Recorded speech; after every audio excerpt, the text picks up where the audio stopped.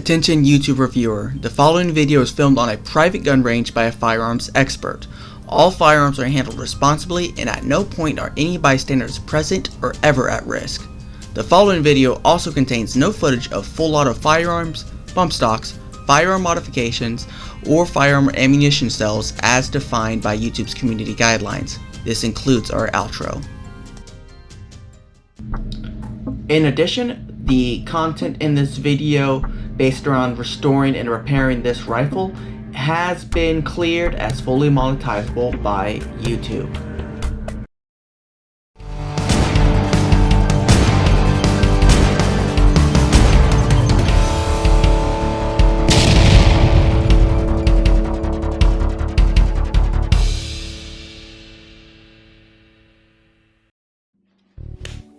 Alright guys, this is part 2 of the stock repair and refinishing portion of this VZ-52 restoration series that I'm partnered with RTI with.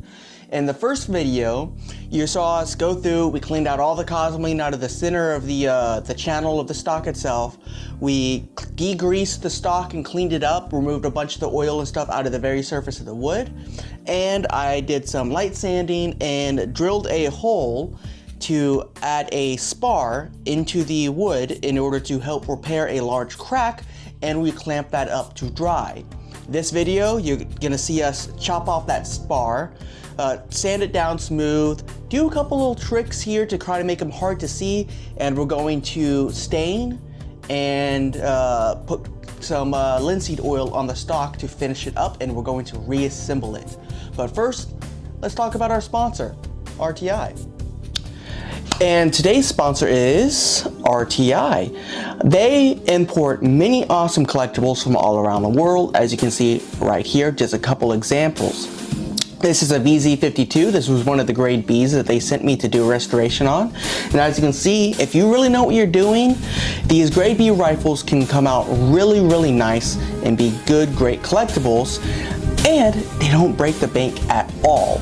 So check them out for some great collectibles. They have all kinds of stuff from all around the world. This monocle right here, this was another grade B that they sent me last year to do a restoration on. As you can see, it looks excellent. And then this Moss 49 is also another example of some of the collectibles they have in stock. So please, check them out. See all the stuff they got from around the world, and they're a great partner of us. They've sent us some great stuff here, some of the stuff I bought, and you know, there's some of the places you can only get some certain things. For instance, right now, as far as I know, they're the only company that has some of these grade B VZ-52s in stock. They also have some really nice examples as well if you want to spend a little bit more. But you can get these grade B guns and clean them up for a really good price and not break the bank. So please, go check out the people who support us, because we like to support them. They've been a great partner to the channel, and I really hope that y'all go check out their website and scan the QR code. Alright guys, I need your help. So, YouTube has removed one of my videos and given me a warning. Now, that on its own isn't that big a deal, but the reason they gave me was one of their BS reasons, in which, guess what? They completely denied my appeals. Now, if they were to apply retroactively the same exact logic to just the videos in this restoration series, my YouTube channel will be removed. Right now I've got just a warning. They didn't give me a strike, but the next one would be a strike, and any after that would be a strike as well. So what I'm asking you to do is please go over and follow me on Rumble. Now, Rumble's algorithm isn't really set up to help small channels grow. It really helps, it is aimed towards channels that migrated from YouTube over that already had large fan bases that follow them over. So please follow me over there so I can help grow the Rumble. That way I have a backup just in case something happens to YouTube, and I can hopefully keep going on there. Rumble's a lot more gun friendly. They allow a lot more stuff. I could do stuff over there I just simply cannot do or show on YouTube. However, there's just not many viewers there for me. So if y'all guys please go over there, follow me on Rumble. If I can build it up over there to where it's worth more to me trying to work more towards Rumble and not so much on YouTube, that would be awesome. Because it's only a matter of time until YouTube decides to finally drop the ban hammer on me and give me trouble just like they have with a lot of other channels. So please, help me out over there, follow me, and yeah, thank you guys a lot. Alright, it's been a full week. I have the clamps off of the rifle, and here's what we got. A spar sticking most of the way through. Now, I couldn't get this one spar all the way through like I really wanted to. I got it about 3/4 of the way through, and then it seized up. And then I had to drive in another one from the other side. But as you can see, the crack is completely filled in on both sides. So here's what I'm going to do next. The next thing I'm going to do is I'm going to try and cut these spars off as close and flat as possible, and then I'm going to sand them down to just below the actual level of the wood itself. And I'll show you what I'm going to do. But first I'm going to sand it down, cut it and sand it down flush and see what it looks like and see what the grains look like. I'm hoping the grains are somewhat the same as this. If not, I do have a little bit of a trick that might help with that. Either way, this is a repair that if it shows, it shows. It is what it is. But I am going to stain this all the same color.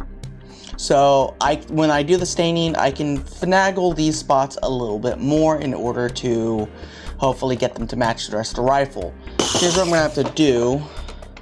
I'm going to have to cut this spar off more.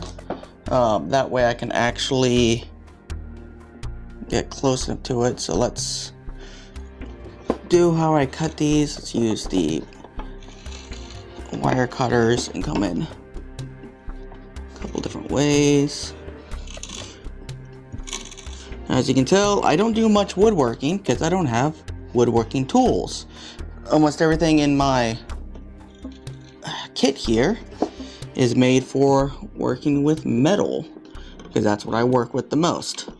So I know they make little saws for Dremels, but I just don't have one. Yeah, that's much better. All right, let's see what we can do here.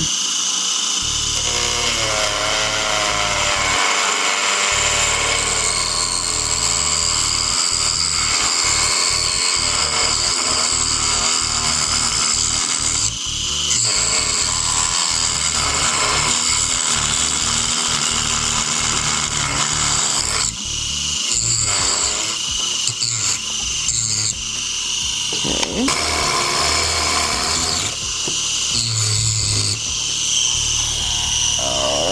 Alright, so that's cut. Now the wood that this is made out of is poplar, and it looks like the grains... Well, this one's kind of right, but this one's not so much. Yeah, the grains aren't quite where I need them to be, but they're not the worst.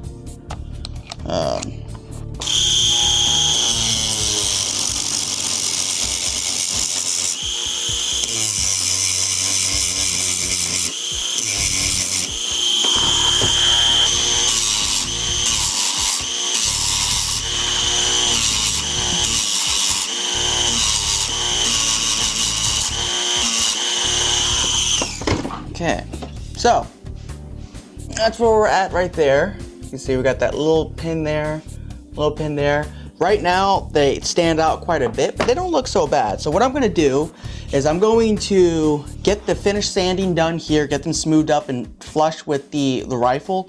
And then when I'm done with that, I'll come back with y'all and we'll see what the next step is and see what I'm gonna do next. So see y'all in a few minutes. All right, so I got these sanded down. You can see this one here, pretty visible. This one here, pretty visible. So here's what I'm gonna do. Before I do any of the final prep on this stock and before I do staining, here's what I'm gonna do. I'm gonna take this Dremel that now has a little kind of machining bit on it. And what I'm gonna do is I'm gonna kind of remove the some of this surface and bring it down to a slightly a dimple beneath the wood line. Now, then what I'm gonna do is I'm gonna very carefully apply a little bit of wood glue, And then I'm going to pack down over the surface the wood shavings from when I drilled the hole and when I was sanding. And what this should do is it should match that a lot closer to the wood itself. So here's what I'm going to do. So we're going to start on one here. And I'm going to still keep going side to side.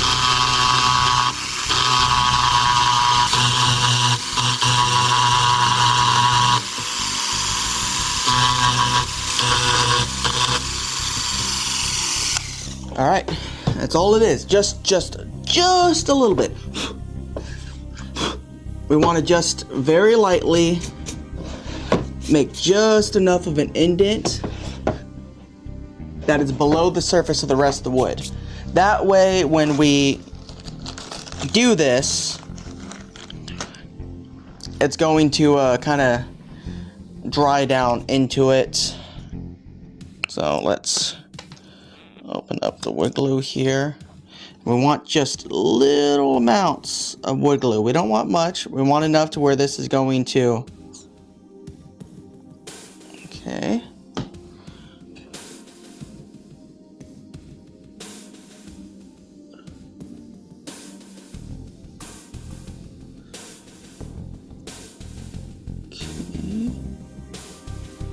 Just want.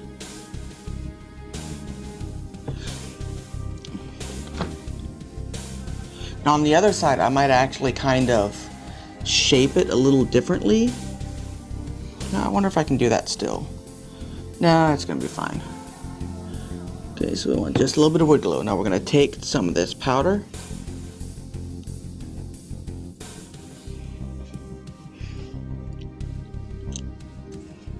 I'm gonna take this stick here.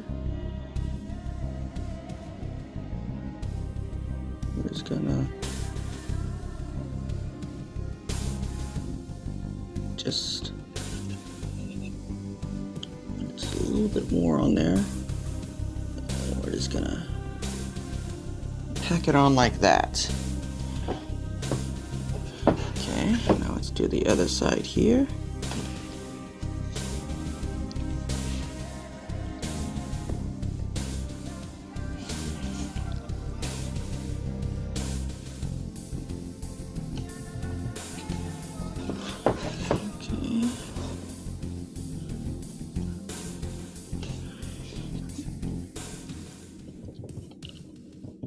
All right. Now, you look on my camera. I can barely see where it's at there, where the other one is. So we're gonna let that sit for 24 hours, get completely hardened and dry, and then tomorrow I'll come in. We'll do a light sand on it to remove everything, and sand it on down and see what it looks like. And when you do this section, you want to do just light sanding. You don't want to do real hard. You want to just do real light. And you're going to sand with that, create kind of the grain structure. And this glue is stainable and tintable, so it should match pretty good and hold up and hide out. That's why I always recommend when you're doing something like this, a repair, save any shavings you've got, because that's going to help you match the wood with your spar or whatever method you are doing it. Now, if I had an extra one of the little tang bolts here that had the caps on it, I would have just put one of those through there and let it be, and it just be visible. But because I'm doing a glue job, that's what I wanted to do. So I want it to match up. So I'll see y'all guys tomorrow, and then we'll go from there. All right, guys, so it's actually been 48 hours since I was last here. I wanted to give this plenty of time to dry, so we're going to start brushing all of the shavings off here. And we're going to be entering in the final stretch here momentarily. So I'm just getting off all the sawdust. I'll probably go through and do a wipe down with a paper towel before staining, just to get all the dust off. So, okay, I know it don't look like much right now, but you can see right there. My fingertip is one, and there is the other one. So here's what I'm going to do at this point. At this point, I'm breaking out the Dremel again, and I'm going to put this 80 grit sanding disc on. It's a little bit higher than I want to use, but I'm only going to use this to level out this. Alright, so once I get this completely level flat, I'm going to come back in, sandpaper, hand sand it, get it smooth, and then see where we're at. At that point, I'm going to decide what I need to do in order to make this match. I think it's going to match good enough. I mean, it's not going to be perfect. You're probably always going to be able to tell there's a repair there, but it's fixed. So that's what's the important thing is that it's repaired. So let's...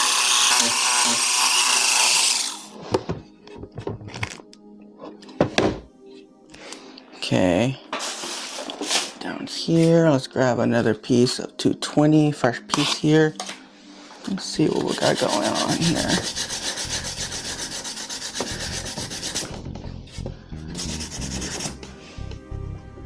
So you do got to make sure it's really fully dried before you do much, because you see it just gums that stuff up. But once you use a piece of sandpaper, it's pretty much done for. I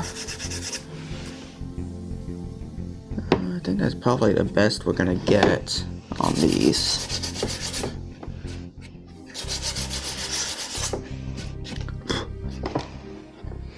Yeah, you can still tell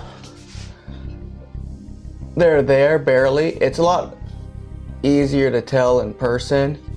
On camera, it's never really going to show up that much, and I still don't know how well it's going to look once we hit it with the stain. So what I'm going to do is I'm going to do one light sand over the whole rifle, just to lay down any fibers that are still standing up.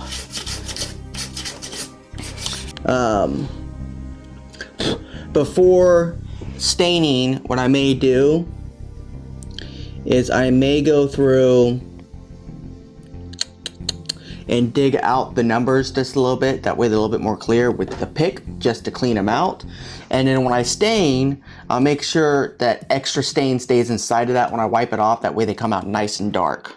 But besides that, we're just about to the finish line here as far as how much we're going to do on this stock. I think once we hit it with the stain, it's all going to kind of blend in pretty good, and it's just going to look like a nice old weathered stock. But yeah, so I'll see y'all in a few minutes when we're ready to start applying stain. I'm looking at this. I don't think I need to do the wood restore glassing on the inside, because it looks like this already has some kind of treatment like that on the inside of the inside. That's why I didn't really do much inside of there, because it already looked like it had something going on as far as some type of fortification for the inside. So just gonna, but the rest of the repairs look pretty good. I wish I could have matched the spar holes just a tad bit better, but I think they'll be fine. We'll just have to see what they look like when the stain comes in. So I'll see y'all in a few minutes. All right, we're ready to stain. So as you can see here, the plugs are still kind of noticeable. On film, they're not going to be that noticeable. We're not going to truly know how noticeable they will or will not be until we finish up the stain and everything's dried with the linseed oil and whatnot. But this is about where I'm at. So here is the stain I'm using. It's this Minwax wood finish penetrating stain. This is the red mahogany. The same color I used on the monitor, although I'm probably going to do it a little bit darker on this rifle. So I'm just going to shake it on up, make sure it's nice and mixed. I'm going to be applying this with paper towels. Let's set the lid down in there. Screwdriver there. What I'm going to do is I'm probably going to apply one side, let it sit for a few minutes or so, and then wipe it off, and then flip it over and then do the other side. But before I really do anything as far as that, I want to see what I can do as far as getting some of the stain inside of the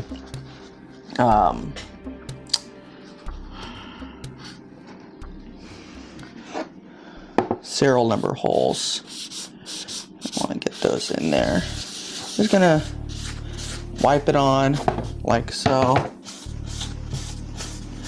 Yeah, I like that color right there.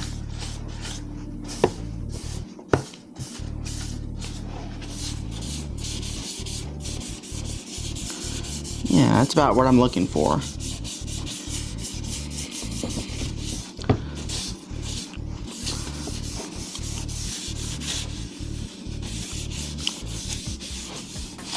Yep, that's about what I'm looking for right there. It's gonna be that color.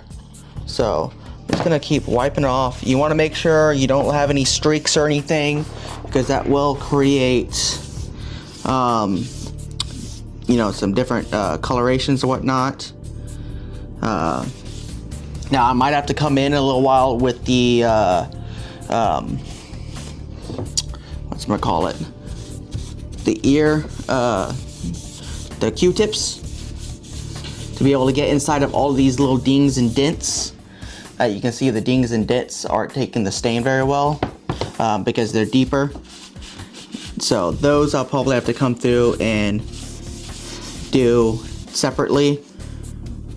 I might even have to bring the brush in on a couple of them to make sure I don't have sawdust or anything sitting inside of them. But no, the stain's taking pretty good. It's getting the color I want. I don't think I have to do what I was talking about as far as, we're gonna do 2 paper towels here. We're gonna do one that's gonna be an applier and one that's gonna be a wiper off. That way we can, when we get the darkness we want, we can wipe off the excess. Yeah, that's working just like that, perfectly. All right, yeah, no, this is going pretty good right now. So let's just keep on going here. All right, this is going nicely so far. This is making a nice, good dark surplus color, which is what I want. I don't want this to be super light. When I did the moniker, I really wanted something a little bit lighter in my collection because I don't have too many light colored stocks. A lot of my stocks are, you know, this nice dark surplus color. I mean, I've got a Mosin, my Arasaka, a Carcano, and the moniker that are pretty light as a whole. But I mean, so before the moniker, I only had a handful that were lighter colored woods. So I really wanted something that was a little bit darker or lighter. But for this one here, we're gonna go a little bit darker. We're not gonna go super dark, but I think what we're doing is working pretty good here as far as the color goes.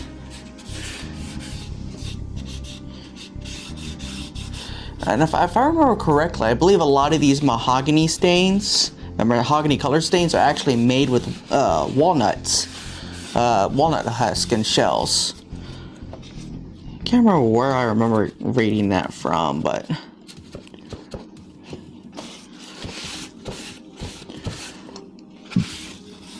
yeah, this is the color I'm looking for sure.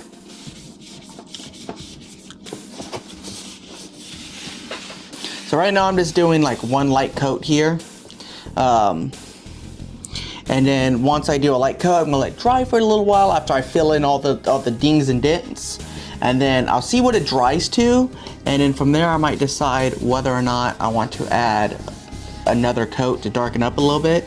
You really wanna wait between coats because you don't know how it's going to dry out. It could, you might think it's dark looking right now, but it could dry to a much lighter color. So you really want to let it dry out a little while just to see how it's going to go. So let's do a comparison. So right now, this side, and that's that side. You can see the clear difference in color there, but it's coming out really well so far. I'm happy with how this is taking the stain. The moniker, some of the pieces of wood on the moniker just did not take stain very well, and there could be a bunch of different reasons for that. There could have still been a considerable amount of oil still in the stock in the wood that I just simply could not get out. Oh, and as you can see, I was able to clean out the serial numbers a little bit better. It's hard to see, but I was able to clean them out, get out the sawdust and whatnot. That way the stain soaked in and really darkened up those. So that may be somewhere else I may do some more attention on, is the serial number. But what I'm gonna do is I'll go ahead and I'll finish this up, get the first coat on, get all the divots filled back in, let it air dry for a little while, and then I'll check back with you after that to see if we're gonna do another coat or not. If we're not gonna do another coat, I'm gonna let this dry for maybe 24 hours or 3 or 4 days, depends on what my work schedule looks like. And then once that's done, we'll be going in and doing the linseed oil. But I'll check back with y'all in a few minutes. All right, so stain is done. So as you can see here, it took the stain real nice. Just like that, super nice. Serial number took nice and dark. Everything looks nice and good on it. So here's what I'm going to do at this point right now. I'm just going to set it up and let it dry for a day or so. That way the stain is really dry on the surface and soaks in, and it's going to lighten up to whatever it's going to lighten up to. I don't think it's going to lighten up a whole lot more than this. I think this is real close to what we're going to be at. And then once that's done, if I want it a little bit lighter, there's a couple things I can do. If I want a little bit lighter, I can go through with rubbing alcohol on my paper towel and do a light wipe over on it, which I might do that here in a minute. I'm not sure yet. But you do a light wipe over, and that will lift just a little bit of the stain off the surface. Or you can go set it out in the sun if you're in the south or near the equator like I am, and let the sun kind of work and bleach it just a hair down, just to a nice, lighten it up. Unfortunately, I cannot do that option because with how humid it is here in the south, in South Texas, plus I got threat of rain, not much sun right now, can't really do that option. So I might do one light wipe down with some rubbing alcohol just to lighten up just a smidget. And then go from there. And the other thing that helps is the rubbing alcohol removes any other oils from the surface. And that will aid when I come in with the linseed oil in a little while. But anyways, I might wipe her down with some rubbing alcohol and then see what it looks like. And if it's a major difference, an improvement, I'll let y'all know. If not, the next time you'll see me, we'll be putting linseed oil on. All right, so I just did the rub down with the rubbing alcohol, and you can see it didn't change the color a whole lot. It did lighten it up just a smidge. But what's hard to see on camera is the texture of the color.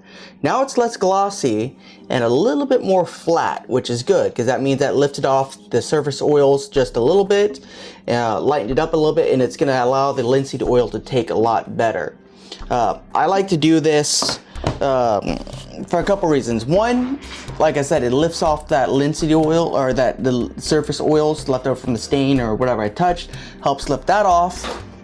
As you can see here, doesn't really take off a whole lot of stain, just a little bit. But what it also does is it helps dry the surface out. So it kind of soaks in a little bit, and then as that alcohol evaporates, it kind of makes the wood a little bit more porous, and it's going to allow it to take the linseed oil in the next step a little bit more. So now doing this, I may be able to do this by the end of the day.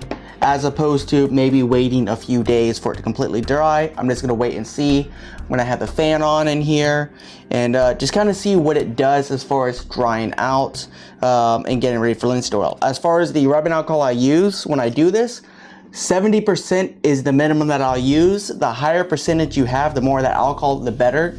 That's gonna lift more oil out, put less water into it, and allow it to evaporate faster. So you get more of that action you want for helping aid dry and kind of lift those oils out with the higher alcohol content. But I think this is about what I want. I'm pretty happy with this. I think the one spot I am going to wipe out some more is going to be right here where the swivel is. I put some extra stain in there to help darken that up, but it is just that's charred in there, so that's kind of why I added a little bit in there to help darken that up. But besides that, I think we are pretty much done with the staining. So now we're just gonna set it like this, let it dry here inside of the gun room for a little while, and see what it does. And see how it dries out. So I'll check back with you when it's completely dry and I'm getting ready to put on linseed oil. All right, so it's been about a week, give or take, half a week, since I put the stain on. It is now completely dried and into it. So next we're gonna do linseed oil. I'm just using just basic boiled linseed oil. There are gun stock specific linseed oils, but I found this stuff works really good. It's what I use on the moniker. It's what I use when I refinished my FAL here not too long ago. So this stuff works pretty good. So basically I got my container here. Normally I would use a brush for this, but I do not have a brush. Okay, so I'm an idiot. Apparently I didn't need to push down anywhere near as hard as I was pushing down. It's a gentle push down is what was needed. So we're gonna get some on the bottle, of course, and on my gloves. Yeah, why wouldn't I? Okay. So now I'm going to take a piece of paper towel, which just flew out of my hand. Wipe my gloves. Wipe this. Now this boiled linseed oil is actually very thin. Now, ideally, you have a better setup on how to keep your gun up and out of the way and not touching anything when you're doing this. What I've got is I'm just gonna lean it here on this here upside down, and then I got part of the wood spars just back here on the back side. I'm not really gonna be putting linseed oil on. So basically what I'm gonna do is I'm just gonna take this and I'm just gonna get it just a little bit, and I'm doing just a thin coat. It's a real thin coat. You can go thicker and then wipe off. I find it works a little bit better just to do just a thin coat and let the wood absorb it, and then do more coats later on. Yeah, try to make sure you get down in all the nooks and crannies.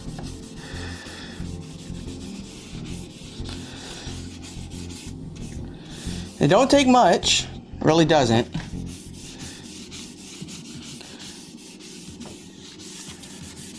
Now, if you want to go like fancy and make this thing look really nice, you can do True Oil, which is still mostly boiled linseed oil, but it has a few other things, and I think it's got like flaxseed oil or something like that in it as well. You can see some of the stains coming off as I do this, which isn't that big a deal to me because I wouldn't mind this ending up a little bit lighter as it is. We're just doing a super light coat here.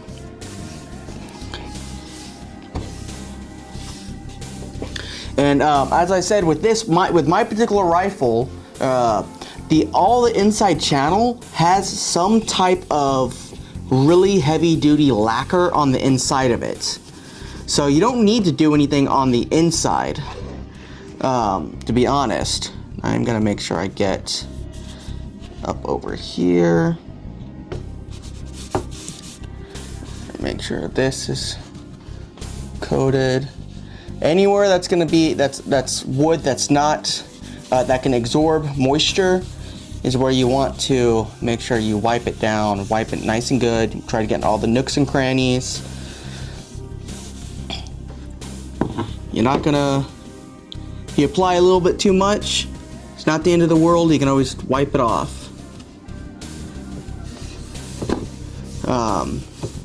But what I'm trying to do is I'm trying to make just a thin protective layer that soaks into the wood, but I don't want like a thick, oily clear coat on it.